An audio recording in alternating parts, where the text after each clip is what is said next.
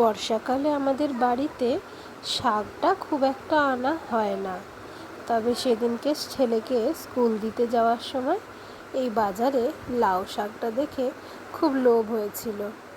তাই আর দেরি না করে টাটকা লাউ শাক বেগুন নিয়ে এসেছিলাম চচ্চড়ি করব বলে। আমার আর আমার শাশুড়ি মায়ের লাউ শাকের চচ্চড়ি বেশ প্রিয়। এদিকে আলু বেগুনটা আমি কেটে নিয়েছিলাম, আর মা লাউ শাকটা বলল বটিতে কেটে দেবো। এবারে শাক আর সবজিগুলোকে ভালো করে ধুয়ে নিলাম। কড়াইতে তেল গরম হলে বড়িটা ভেজে তুলে রেখেছি। 5 ফোড়ন আর লঙ্কা তেলে দিয়ে আলুগুলোকে ভালো করে ভেজে নিলাম। এরপরে বেগুনটা দিয়ে সেটাও ভালো করে ভেজে নিয়েছি। তারপরে একটু নুন হলুদ দিয়ে আলু বেগুনের সাথে সেটা মিশিয়ে ওপর থেকে শাকটা দিয়ে দিয়েছি। এবার শাক আলু বেগুন সব ভালো করে মিশিয়ে নিলাম, মিশিয়ে ঢাকা চাপা দিলাম সেদ্ধ হওয়ার জন্য।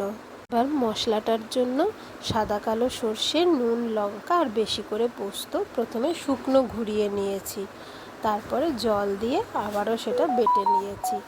এদিকে লাউ শাকটা সেদ্ধ হয়ে গেছে, আর সর্ষে পোস্ত বাটা বড়ি আর চিনি দিয়ে ভালো করে মিশিয়ে নিয়েছি।